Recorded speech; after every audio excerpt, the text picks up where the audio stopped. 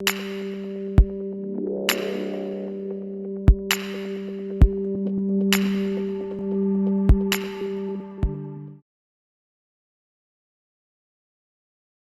закона издревле были в этих горах. Гость неприкосновенен в твоем доме, кровь убитого смывается только кровью убийцы. Адаты ингушей.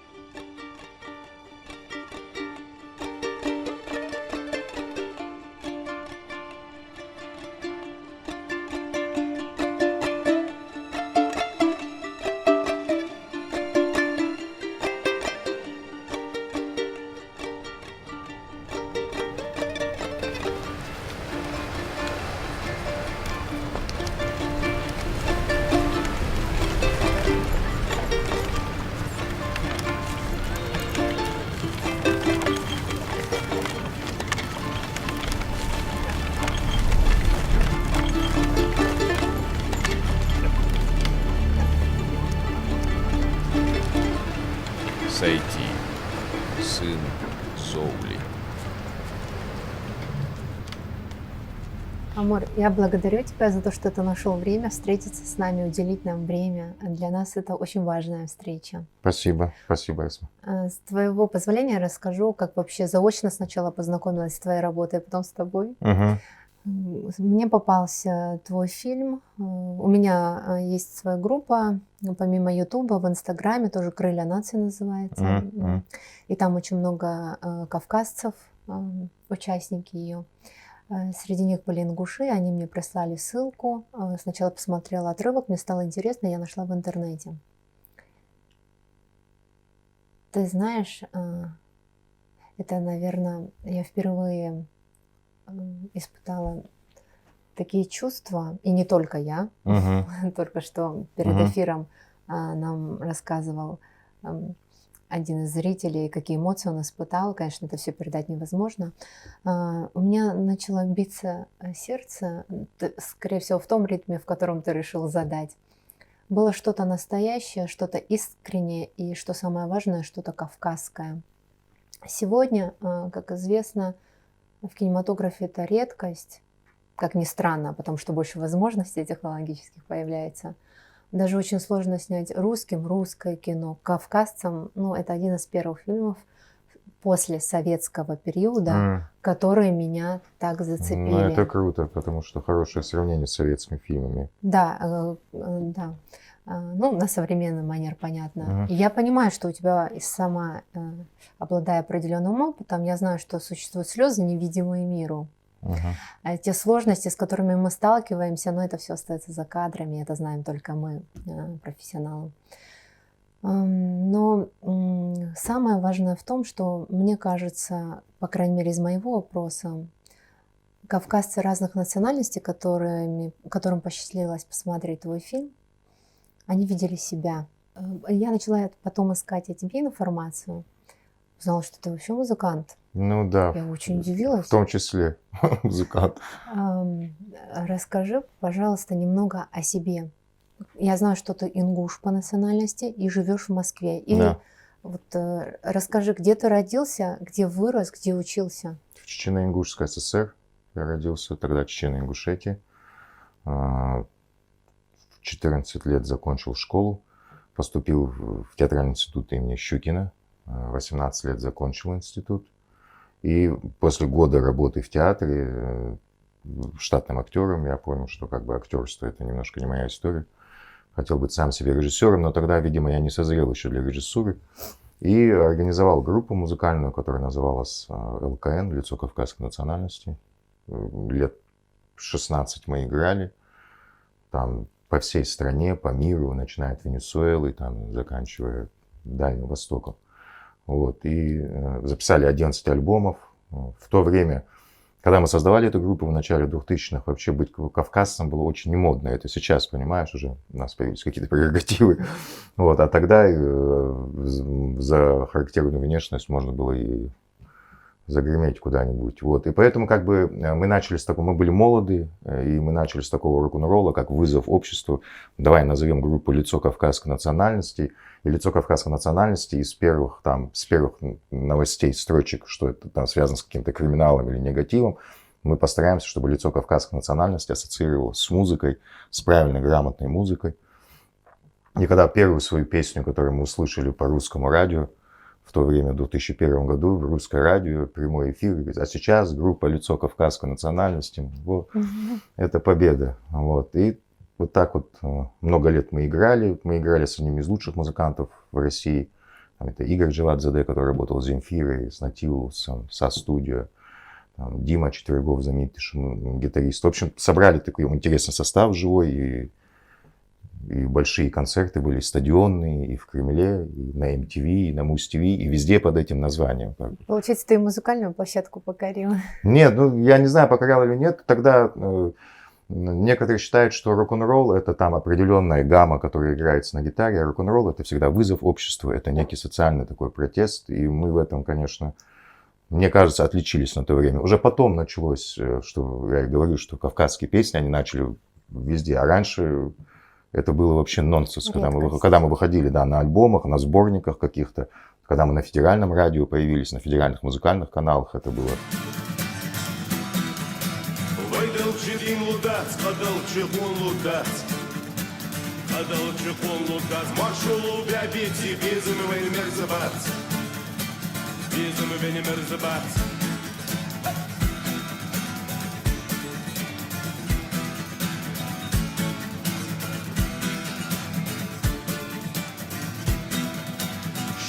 Ты должен Беркут Махадл, Беркут Махадл, вот ты так должен, будешь садвалда, будешь садвалда. Поработав в музыке, музыкантов, уже какое-то время ты понимаешь, что ты приходишь к тому моменту, когда ты себе сам уже начинаешь самому себе становиться памятником, и ты понимаешь, что что-то нужно менять. И я распустил всю команду.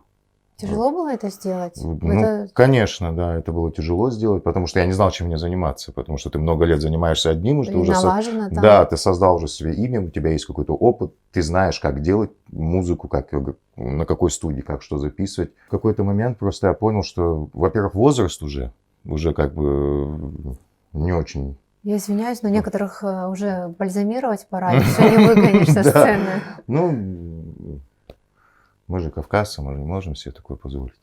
Вот. И поэтому я понял, что нужно что-то менять. Полностью оборвал все контакты, связанные с музыкой. Вот. Уехал жить в Индию, и год прожил там. Общался с разными людьми, искал какие-то направления для себя, чем мне заняться. Вернулся через год и поступил в ВГИК на кинорежиссуру и кинодраматургию, как второе высшее образование. И в ВГИКе написал вот этот сценарий, буквально сидя там в буфете. Педагоги, мастера говорили, что нужно придумывать это, нужно придумывать то. Я говорю, я хочу какую-то кавказскую историю снять, вот мне интересно вот это. Ну давай, и что ты там придумаешь, посмотрим. И вот, и они прочитали мой сценарий, мастера со сценарного факультета по кинодраматургии. И сразу говорят, Амур, это надо снимать, но правда, я не знаю, где ты найдешь на это деньги. Ну, денег, естественно, не было, потому что все деньги, которые у меня были, я отдал за учебу. Тогда, кстати, высшее образование творческих вузов было бесплатно. Сейчас поздравляю тебя, со следующего года оно будет бесплатно. Но мы уже свое... Да, если кто хочет. Ясно. Вот, и наш мастер, который вел у нас лекции, один из мастеров, Михаил Леонидович Агарнович, знаменитый советский кинооператор, который с Абуладзе еще снимался, швейцар. На одной из лекций он говорит... Ну что, говорит, кто из вас готов кино снимать? А нас там человек 30 на курсе. Я говорю, я готов. Он говорит, а у тебя сценарий есть? Я говорю, он у меня уже распечатан. Вот. Он взял сценарий, говорит, ну, за твою оперативность я, говорит, тебе дам своего самого лучшего ученика, который у меня есть. Вот. И мы познакомились в ВГИКе с Сашей Родиным, с Александром. С Александром. Да, он ученик Агарновича. И он ко мне пришел, мы так, молодой парень, моложе, конечно, чем я, но я вижу, что глаз у него горит, ему интересно. Он говорит, слушай, я, говорит, прочел сценарий, я хочу это кино снимать. И вот так мы начали, абсолютно не имея никаких возможностей. Если вкратце путь к кино, как бы он такой.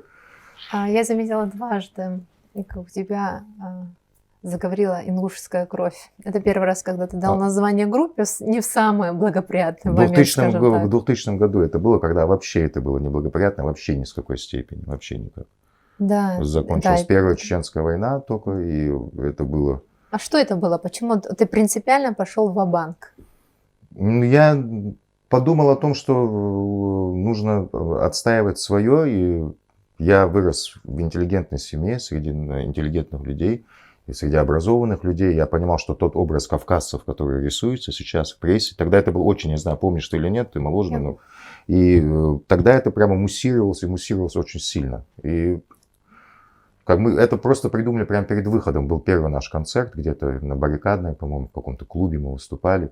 И прямо на месте это было придумано. Нам ведущий сказал, ребята, а что, как вас объявлять? Я был со мной, еще один парень, специалист. Я говорю, лицо кавказской национальности. Он говорит, да, ты... Ну, на мой взгляд, это мужественный поступок. А второе, это когда первая твоя работа, она ингушская. То есть, да, понятно, кавказская тематика, чтобы каждый в Кавказе себя видел, но тебя потянуло домой. Ты знаешь, я считаю, что между нами, ну, те, кто вырос на этой земле, да, что по одну сторону хребта, что по другую, между нами намного больше общего, чем разъединяющего, на самом деле. Нам частенько подкидывают то, что нас разъединяет, не мы сами. Мне кажется, откуда-то извне это приходит. Но на самом деле вещей, которые нас соединяют, их намного больше. Это жизненные понятия, понятия ценностей, какие-то моральные принципы, отношения между мужчиной и женщиной, отношения к старшим, между детям и так далее, и так далее. Это какие-то такие вещи, которые нас держат. Поэтому я просто основывался на своем, что во мне внутри как бы заложено. Поэтому я не пытался, и вся моя команда, которая со мной работала. То, кстати, я был там один-единственный ингуш, кроме актеров, 3 актера ингуши. Все остальные были вообще разной национальности люди. Понимаешь, они к Ингушетии никакого отношения вообще не имели, ни к Кавказу вообще никак. Поэтому ничего я не придумал, эта история, история придумана, она собирательная такая история, из того, что я слышал в детстве, где-то там старики там что-то рассказывали. Вот. И главное же, нигде это происходит. Вот почему ко мне пришли люди, и все, 90% людей работало бесплатно, у меня не было денег им платить там. Вот. Пришли, потому что история зацепила, потому что история понятна любому нормальному человеку. Ну, ты не боялся, ты сам знаешь, как это, скажем так, ходьба по острию лезвия. А не боялся ли допустить какую-то ошибку, которую потом зрители кавказские, может быть, старшие, могут, ну, мягко говоря, тебя попрекнуть или не простить? Или ты просчитал все точно много раз? Или ты на ходу, у тебя рушилось все, и ты на ходу хватался и думал, я все равно пойду до конца? Мы с Сашей, когда начали, вдвоем мы начали, у нас вообще никого не было. Что начали? Мы взяли сценарий и начали работать. Нашли какие-то там копейки, деньги, чтобы поехать в Ингушетию, посмотреть локации, отснять. Ну, в смысле, на простой фотоаппарат пока еще, чтобы понимать, что нам надо делать. То есть у меня не было вообще никаких возможностей для этой реализации. Потому что мне мастера в Авгике сказали, что ты понимаешь, что кони, пушки, вся эта история, ну, такого в Авгике не снимают. Таких дипломов в Авгике обычно делают одну комнатку там. Да. Потому что это студенческое кино дипломное, понятно, что там нету никаких бюджетов. Ты уверен, что у тебя деньги есть? Мне сказал один. Я говорю, есть, но у меня их не было, конечно. На всякий случай. Вот, и вчера я с Тимуром Стани ездил, смотрел локации с вашим знаменитым человеком, с одним. И мне вспомнилось про себя, потому что я тоже, когда в Ингушетию приезжаю, мне тоже каждый таксист узнает, знаешь, потому что группа известная, и таксист, и в кафе, везде, Амур, привет, я тоже с ним иду, тоже себя вспоминаю. Для меня была вот эта ответственность, потому что я уже что-то... Репутация. Да, я что-то сделал в музыке, и, конечно, если бы я сейчас бы пролетел бы, это бы больше всего меня это беспокоило. Не то, что там кто-то что-то скажет, своя собственная репутация, которую я оставлю на кон. У меня, в принципе, кроме нее и ставить больше нечего было. У меня ощущение, как будто я перед зеркалом своим да? сижу, живет 10. Ты намного симпатичнее. Баркал. Хорошо. И дальше расскажи, пожалуйста, когда вы с Александром проработали дальше, ты знаешь, что у тебя в принципе нету, как у других, каких-то определенных возможностей связи относительно, да? Мгм. Это, Не, я был у всех. В бытность музыки я знал всех наших Ага. состоятельных людей. И что ты делал дальше? Я к каждому пошел сначала. Мгм. Я пошел к каждому и рассказал им, вот так, кино, А давайте. зачем им принимать участие в ингушском фильме? Ну, Как ты аргументировал? Как ты пытался их зарядить? я им хотел сказать, что у нас нету своего кино. Я им Вот чисто пытался, по-человечески. да, я пытался сказать, что вы хотите вписать свое имя в историю, Мгм. давайте сделаем кино. Они на меня, конечно, смотрели как на немножко не в себе человека. Но представь, я занимаюсь всю жизнь музыкой, они знают мои песни, грубо говоря, уже 20 лет назад это было все, на протяжении Мгм. 20 лет. И тут прихожу я, который писал музыку, говорю, я режиссер, я кино хочу снимать. Естественно, я понимаю, почему они к этому отнеслись. И мы работали абсолютно на протяжении 1,5 года. Мы ездили домой, я встречался в правительстве там и с этими, и с другими, убеждал, В разговаривал. Ингушетии? В Ингушетии, да. Но отклика там не нашел. То есть сложно было преодолеть вот это, да? Его, честно говоря, это какое-то по велению Всевышнего, то, что произошло. Это чудо, что это кино случилось, потому что оно никак не должно произойти. Во-первых, когда мы туда приехали, начали снимать, там начались эти митинги, все эти волнения. Там вообще не до нашего кино было. А у нас в горах больше, около 100 человек, ты можешь себе А представить. я скажу зрителям, перенести это в последний момент практически невозможно. Ну, конечно, Уже да, группа когда- огромная. Когда уже собрана. группа, уже каждый выделил свое время специально, у тебя расписано твое КПП, естественно. Ну, и нашелся один человек, который абсолютно случайно, я нашел его через каких-то там знакомых, родственников. Это Муса Келегов, наш один известный человек, афганец, бывший меценат. Вот, я к нему пришел. Это была моя, не то что последняя надежда, я понимал, что после, уже я всех уже сделал такой большой круг уже и пришел к нему. Я говорю, вот так, хочу кино снимать. Он говорит, что за кино? Я говорю, про Абрека. Но мне некоторые говорят, что про Абреков снимать нельзя, это немножко не политкорректно, что это неправильно, здесь как бы такие вещи. Он говорит, а что не политкорректно, что там такого? Я говорю, да все там нормально. Я говорю, прошла в кафедре в ГИКа, получили высшую оценку сценарий. Вот я хочу уточнить один момент Да. тоже для зрителей. Ты на самом деле снял это невероятно корректно. Ну, я так не умею. Ну ты журналист, наверное, тебе Ну, надо мочить. Особенно в крыльях нации. Ну. Я пытаюсь как-то какую-то форму преподнести наилучшим образом, но получается что-то вроде пощечин, там потом думаю, ну почему так грубо? Ну ты представляешь, если я Меня назвал- это подкупило. Если я назвал группу лицо кавказской национальности, я сам, когда моложе был, всем направо-налево эти пощечины раздавал. Ага. И когда-то мы выходили на День города Москвы, огромная толпа стоит, и тут говорит, а сейчас выступает группа лицо кавказской национальности. В тебя начинают бутылки лететь, понимаешь, из То толпы. есть ты научился доносить правду наилучшим толерантным способом. Эмоция человека, она не имеет национальности. Ты должен достучаться до эмоций В человека. правильной форме. Да, конечно, в удобно варимой. Ну вот тебя поддержали, я тебя Да, вижу. вот Муса Келегов, он сказал, да вообще никаких разговоров, сколько тебе надо денег. Я с замиранием сердца сказал самое малое, что мне могло спасти, да, и он говорит, вообще без разговора, говорит, этот вопрос мы закроем. И вот так он помог. Да, ему спасибо. Да, он сделал большое дело на самом деле. Были сложности во время съемок, когда ты думал, что все идет тар-тарарым? Абсолютно постоянно, каждый день были сложности во время съемок. Во-первых, нас полностью проигнорировало в то время правительство, которое было в Ингушетии, включая Министерство культуры. Ни скорой, ни милиции, ни какого-то... И после этого опыта ты едешь в Абхазию, да? Ну, у меня уже опыт есть, как бы. Но самое классное, что когда до того, как я встретился с Мусой, мы выезжали в Ингушетию, мы там строили декорации, еще что-то Да. делали. И нам удалось через соцсети раскрутить эту историю, что мы снимаем ингушское кино, и надо отдать должное ингушам. В последнее время мне казалось, что что-то начинает исчезать между нами. Но Люди поддержали тебя. абсолютно, У меня было так с абхазами. абсолютно. Обычные люди сделали столько, сколько ты вообще, наверное, не ожидал. Дети да? разбивали свои копилки и присылали Как по это 300, по 400 рублей, понимаешь, нам на карту, чтобы мы могли хотя бы бензин залить, доехать. Доски отдавали Ну, это бесплатно. бесценно, конечно. Лошадей пригнали. Это на самом деле действительно народное кино получилось. И каждый внес туда лепту. Кто чем мог. Кто нам гостиницу дал, кто нам еду привозил, понимаешь? Это было такое действительно такое ощущение объединения такого. Да, это придает силы. Да, конечно. И в этом смысле все остальное было уже неважно. Меняющаяся погода за 5 минут, ты снимаешь сухую погоду, вдруг выходишь утром, у тебя снег. Вот сколько подготовительный период был по времени? Около 1,5 года. Ну, включая, 1,5 года да, подготовительный. я искал возможности, я искал А, у тебя деньги. терпение. И где-то месяца 4 мы строили в горах.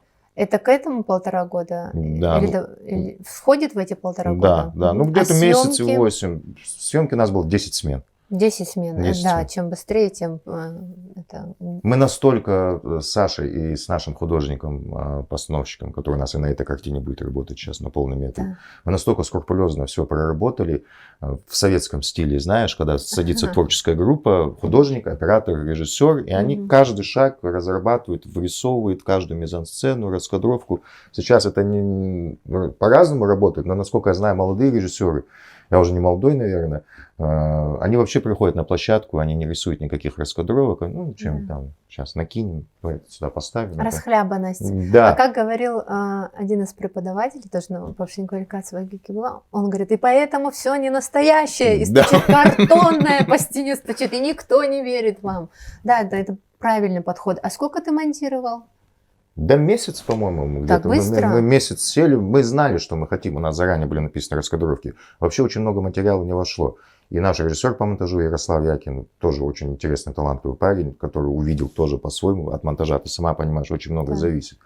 Выстроил тоже такой драматургии, где мы с Сашей некоторые вещи вообще не ожидали, вдруг вырисовались, они сами появились. Но много было физической работы. Мы втроем поехали, я, оператор и художник, мы поехали, мы таскали камни, выкапывали дёрн, накладывали, подготавливали площадку, приносили эти плетенки, стесывали скалы, чтобы проложить рельсы для камеры. Короче, там была колоссальная физическая работа. Хотелось бы посмотреть полный метр. Ну, дай бог, иншаллах, конечно. Да, Полный Всевышний. метр. Вот этого фильма? Да, или Зачем? наподобие такого. Не знаю, вот знаешь, было... Это, наверное, здорово, когда фильм заканчивается, и тебе его не хватает. Конечно, конечно. Про сойти, про этого паренька больше мне лично сказать нечего. Может, не про него, а вот какой-то такой В кавказский. таком стиле, да, почему нет? Опыт есть. А вот когда ты зрителям должен был понести, когда первый должен был У быть нас показ. первый показ был. Да. Не, в Кто Авгике, там в был? Авгике был Ну, в показ. Авгике хорошо, там твои однокурсники. Нет, ты знаешь, в Авгике очень снобские люди приходят Знаю. посмотреть. Ну, вот. Но я имею в виду, одно дело ответственность в Авгике, это одна ответственность, другое дело, когда ты у себя в народе показываешь, да, и вот можешь рассказать мне, хорошо, расскажи, как было в Молчание Авгике? было где-то минут... Где, на родине? Да, минуты 3-4 была Всё. мертвая тишина. А это победа, кажется. Мертвая тишина. И самое интересное, пока нету нормальных кинотеатров в Ингушетии, есть там 2-3, имеется в виду. Но Вы организовали да, но кинотеатр. учитывая звук, который там был, я думал, что это... Я, конечно, нервничал, я знал, что какие-то нюансы. У меня там 5.1 звук, понимаешь, у меня много работы проведено. Цветокоррекцию делала там Бажена Масленникова, знаменитая на Синелабе, тоже бесплатно абсолютно увидели наш материал. И нам бы не хватило даже денег туда Молодцы. зайти и постучаться, понимаешь, на эту студию. Вот, и благодаря Михаилу Леонидовичу Аграновичу, конечно, он попросил за нас. И, в общем, люди абсолютно разных национальностей помогали. По-честному, Ну, это да, здорово же. нельзя сказать, что там вот только ингуши это делали. Абсолютно разные люди разных национальностей смотрели, понимали, о чем кино. Мгм. Видели, например, какой-то черновой наш сырой материал, понимали, зачем мы делаем, о чем мы делаем это кино. И Можно случилась я магия. ссылку прикреплю в передаче? Да, конечно, конечно. Хорошо, было молчание потом. Там были старшие? Аплодисменты. Да, старики сидели у нас, только старики, которые снимались у нас, я их позвал. Старики сидели впереди, как это положено. Я позвал людей, которые нам помогали, и владельца частного музея, и еще кого-то, еще кого-то. Вообще все это кино, это была такая авантюра, на самом деле, которая была авантюра из авантюр. Ну, когда ты для себя понял, что она благополучно завершилась? Да я и сейчас не считаю, что она благополучно Ну, завершилась. понятно, там могло быть лучше, это все понятно. Я же тоже оцениваю, предполагая Когда твои ко мне возможности. подошла одна очень пожилая женщина, я ее не знаю, и обняла меня, у нее на глазах были слезы.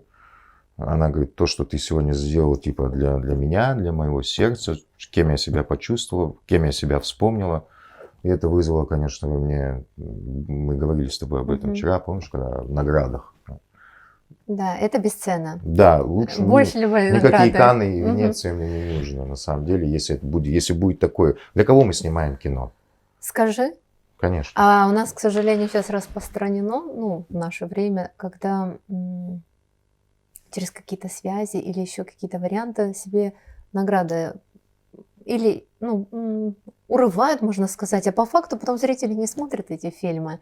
То есть этим способом ты можешь, наверное, просто я знаю, о чем говорю, я думаю, ты тоже знаешь. Мгм. Ну вот, этим способом ты самообманом занимаешься, ведь самое важное это путь сердца зрителя, все ради чего это было, то есть как по-настоящему зритель воспринимает работу. Хорошо, расскажи про критику. И последнее добавлю, говоря вот о мирских наградах, Мгм. но все-таки приятно тоже фестиваль. Российско-британский фестиваль СИФА в Сочи был Вот очень. сейчас. Вот, да, уже, наверное, когда передача выйдет, он уже покажут. Мгм. Мы выиграли первое место, как лучший короткометражный фильм среди 20 картин со всего мира. И именно локдаун, и вы там не Да, присутствовали. но мы присутствуем в Абхазии. Я никогда здесь не был, ты понимаешь? И самое интересное, что Абхазия меня потрясла в том смысле, что здесь то, что нам нужно. Понимаешь? Ну, ты помнишь, что здесь все как дома. Да, не-не, И в самый- хорошем, и в плохом. я в самом интересном смысле, где бы я ни А что тебе находился, я больше всего думаю, понравилось в Абхазии? ну, пока мне понравились здесь люди, природа и Это самое главное. Еще. да, люди мне понравились. Я знаю, что люди везде разные. И у нас, и здесь люди везде разные. Но меня так ведет Всевышний, слава Аллаху, меня так ведет, что он меня сталкивает с правильными людьми. Вот с тобой, например, с Тимуром, еще с кем-то, знаешь, я вот так вот Там. иду как-то, значит, я занимаюсь правильным делом. У меня два вопроса сложились. Расскажи моменты с критикой. Как ты ее воспринимаешь, когда... Болезненно, честно говоря, Мгм. внутри себя. Когда ты знаешь, что человек искренне тебя критикует и по делу, и когда ты знаешь, что он, ну, страсти им движет, ну, допустим, зависть, ревность, еще что-то. В двух случаях как-то и так болезненно? Или эта болезненность между собой тоже отличается? Когда ты 1,5 года готовишь кино, ты знаешь, какого цвета пуговичка у солдата, который даже в кадре не появится. Ты знаешь, какой кантик на солдате, ты знаешь нумерацию полков, стоящих там, дислоцированных. Ты знаешь, с какой стороны задвижка на пушке. Ты знаешь, какое ружье, как оно выглядит, какая папаха, как ее носили, как носили газовик. Ты все досконально, конкретно изучаешь. Поэтому вопрос насчет исторической достоверности, любая критика, меня абсолютно не может задеть, потому что я знаю, что там все четко, абсолютно. Фильм вот сейчас был на этот фестиваль сочинский отобран, потому что доктором исторических наук в Академии РАН, который там был отборщиком, потому что абсолютная историческая достоверность по амуниции, по костюмам, по предметам быта и так далее, и так далее. Атмосферу горского жилища конца 19 века. В этом смысле я вообще никак не воспринимаю критику, насчет, это было не так, здесь сабля не такая была, кинжал не так висит, это все туфта. Вот. Ну, это такой фолк-хистори, кто занимается, они начинают это критиковать. Была какая-то критика, которая больше всего мне запомнилась. Один старик подошел ко мне, подбежал даже, понимаешь, резво, так вот с такой бородой. Вот, у меня один вопрос к тебе, это после показа в Ингушетии. Я говорю, что? Он говорит, а почему мать сделала, ну, не будем перед зрителями, кто не хочет смотреть, почему она так поступила? Я говорю, у нас нет обращения на «вы». Ну да. И я говорю, ты понимаешь? Я говорю, потому что, я говорю, она плохая.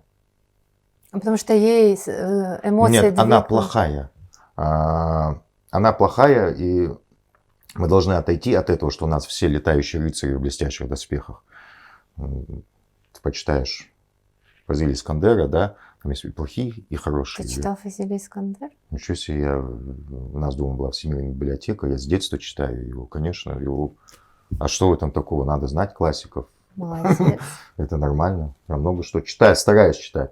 Но имеется в виду, что люди, которые начинают подниматься выше над легендированием своего народа или образов, они понимают, что в этом народе бывают и предатели, и плохие люди.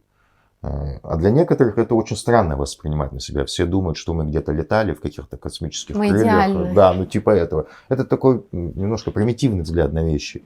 К искусству это не имеет никакого, по моему мнению, отношения. Это имеет отношение к сказкам, к легендам. Вот. Такая критика часто приходила, которую даже ты не можешь объяснить, потому что человек, может быть, еще не понял, что такое вот может быть, да. Вот.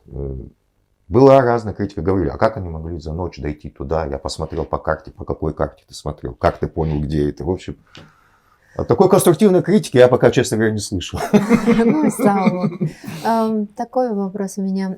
Часто, работая с коллегами, и когда у нас получались какие-то работы определенные, в студенческий период я очень много снимала. То есть, если там мои однокурсники одну работу, я уже 3 делала. Ну, вот я очень всегда тороплюсь. Конечно, там были помарки, но мне хотелось больше успеть за этот период попробовать разные жанры и так далее. И я замечала, да и потом, когда уже окончили университет и делали профессиональную работу, я замечала, что у некоторых из них при успехе картина, хотя что это всего лишь, даже не песчинка, а крупица песчинки, наша работа в этом огромном кинематографическом мире, но у них начиналось головокружение. Звездочку поймали. В принципе, наверное, у знаменитых режиссеров это тоже случается, там, именитых, серьезных, и потом это уже сказывается на всей их жизни в целом. Как ты не поймал звездочку? Или ты ее славливал уже во время музыкального периода? Я свою славу хапнул еще, когда... То есть ты уже научился справляться, быть объективным, в первую очередь, по отношению к себе, да? Или как? Сейчас я думаю просто, как Да, правильно конечно. сказать. Редко встречаются умные интервьюирующие. Поэтому Ты я мне много комплиментов делаешь, пытаюсь придется вырезать. пытаюсь все сформулировать. Если ты понимаешь, для чего ты это делаешь, и если это твое внутреннее какое-то ощущение, даже когда ты делаешь какую-нибудь комедию или шутку в музыке, Да. или даже если ты какую-то серьезную рок-балладу делаешь или еще что-то, ты понимаешь, что для чего ты это делаешь. Ты понимаешь, что это твое внутреннее. Ты ничего из себя не изображаешь. Тот человек, который из себя ничего не изображает, а действительно делает, а я склонен доверять, что жизненные принципы и принципы в искусстве для человека созидающего это одно и то же. Я так наивно верю. Когда человек начинает изображать, что он что-то делает, понимаешь, даже делает это неплохо вроде бы, умея мимикрировать под какой-то мейнстрим, умея мимикрировать под современные тенденции, все равно рано или поздно человек приходит к тому, что он начинает надуваться от того, что смотри, как у меня ловко получилось всех наколоть. Понимаешь? Наверное, так. Я никогда мне кажется, для мужчины вообще это как-то не совсем... Я про себя сейчас говорю, почему я этим никогда не А я страдаю. вспоминала параллельно, ты сказал, для мужчин это не совсем. Я несколько вспомнила кинематографистов, мужчин, а они надувались. Да ради бога. Вообще для мужчины надуваться, меня воспитали такие люди, что мужчина не должен надуваться от своих каких-то подвигов или неудач. Вообще Это ко всему. стыдно, да? Конечно, ко всему надо относиться одинаково. И к поражениям, и к победам. Когда ты начинаешь слишком уходить вниз от того, что ты поражение где-то принял, или когда ты начинаешь надуваться, что у тебя что-то получилось, все, до свидания. Ты как бы уже не чувствуешь нервов, ты немножко выпадаешь из ситуации. Поэтому мне кажется, сделал, получилось, замечательно, все с помощью Всевышнего получилось. Ты здесь кто? Тебе дали возможность, тебе дали возможность, ты это исполнил, как бы, вот и все. Проще к себе относиться Я надо. смотрю, в тебе ярко выражена горская. Если я скажу только о дате, этого недостаточно будет. И что мне нравится, я так чувствую, ты к кавказцам относишься равно, одинаково. Абсолютно. У каждого есть терки. У нас соседи на Кавказе, у всех постоянно терки. Да. Кто рядом живет между собой. Через одного проблем уже нет, ты понимаешь? Кто рядом, у них постоянные терки. Я просто понимаю, изучаю психологию, сколько себя помню, читаю, изучаю психологию отношений между людьми, между обычными людьми. Не уходить в какие-то исторические параллели, что все мы были такие великие и так далее. Я понимаю психологизм отношений между людьми. Я понимаю, что между людьми на бытовом уровне строятся намного прочнее отношения, чем основанные на каких-то героических, легендарных А подвигах. если тебя подведут несколько представителей какого-то народа, у тебя не будет складываться на весь народ вот это ощущение? Если складывается, то как ты его преодолеваешь? Что ты имеешь в виду, несколько человек подведут? Допустим, Для расстрела? Для чего? допустим, сейчас на абхазов не хочу примерять, упаси господи. Допустим, есть какой-то народ, да, кавказский, и ты познакомился впервые с несколькими представителями, несколькими людьми. этого народа. Мгм. Ты не успел дойти до хороших, а вот жизнь показала тебе сразу несколько плохих. Как сделать так, чтобы у тебя не складывалось надменное ощущение, пренебрежительное отношение к целому народу? У тебя были такие случаи? Если да, как ты их преодолеваешь? Я же, конечно, вырос в Москве в 90-х годах. Тогда кавказцев не так было много в городе. Мгм. Мы все как-то старались, если там в институтах или еще где-то там, у меня были и абхазцы друзья, там, и грузины друзья, и армяне, и азербайджанцы. Мы как-то между собой все общались. Тогда это было как-то, знаешь, в 93-м, 94-м году. Вот. Для того, чтобы ко всем не относиться, исходя из того, что ты увидел своими глазами, у тебя должно быть элементарное образование. Ты должен понимать, ты должен читать, и ты должен понимать истоки и происхождение каждого народа, и понимать их суть и ментальность ты должен понимать. До того, когда же ты с этим человеком встретился. Потому что, ну, мне кажется, это только судить по какому-то человеку. То есть не ты знаю. говоришь изучать историю не только своего народа, но Ну, и конечно, в других. первую очередь, конечно. Твою историю в тебя должны твои мама и папа заложить. Твои родители интеллигентные люди, ты сказал.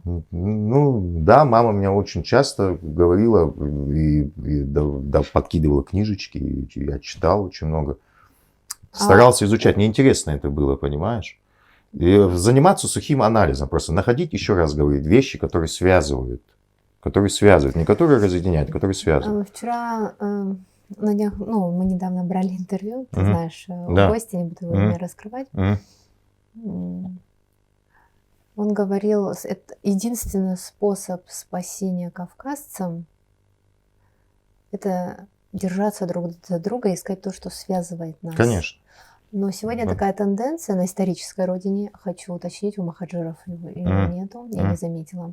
Сегодня такая тенденция у кавказцев на Кавказе, что они считают, что их способ в подавляющем, сейчас не все, но в подавляющих случаях, что единственный способ спасения себя и своего народа – это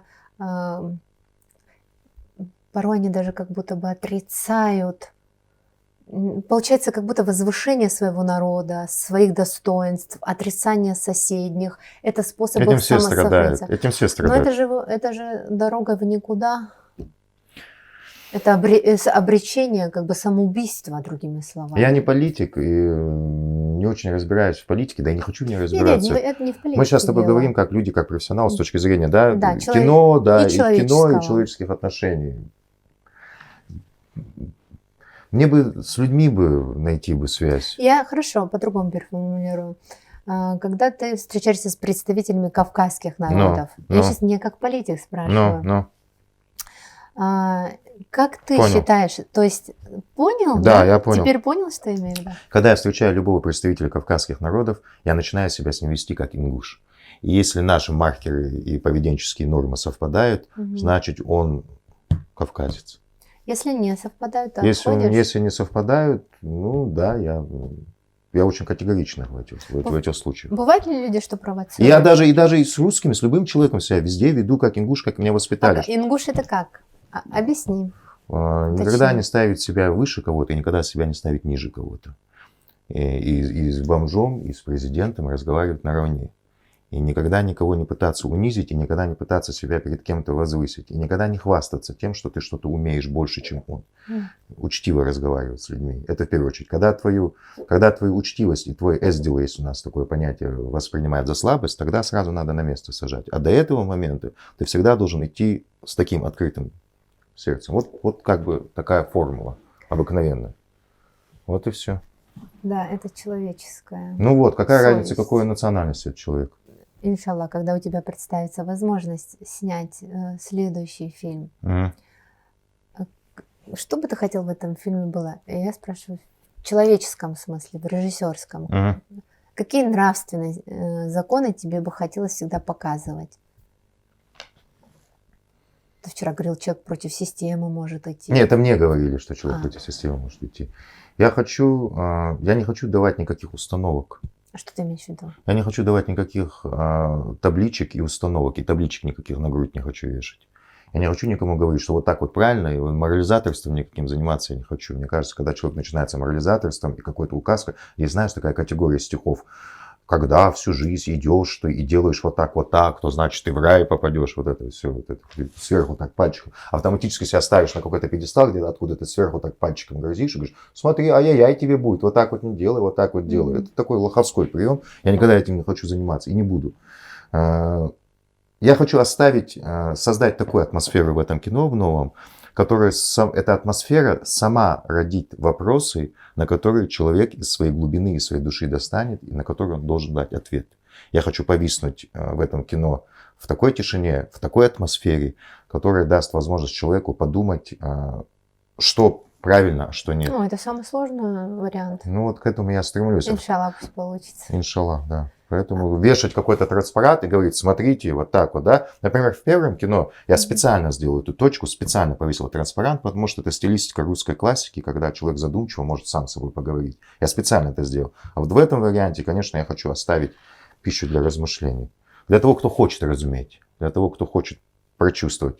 Ну и надеемся, что нам эмоционально, мне и моей команде удастся эмоционально создать эту атмосферу. Что ни говори, в начале каждой мысли, как говорят немецкие философы, лежит эмоция.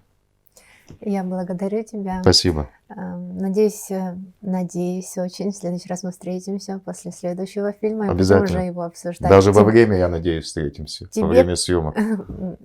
Иншаллах. Иншаллах. Тебе побед, потому что твоя победа – это наша общекавказская победа. Спасибо. Всех благ тебе и твоим родителям, Спасибо. которые тебя воспитали, вложили эти ценности. Спасибо, тебе. Асма. Спасибо тебе и спасибо, конечно, этой благодатной земле.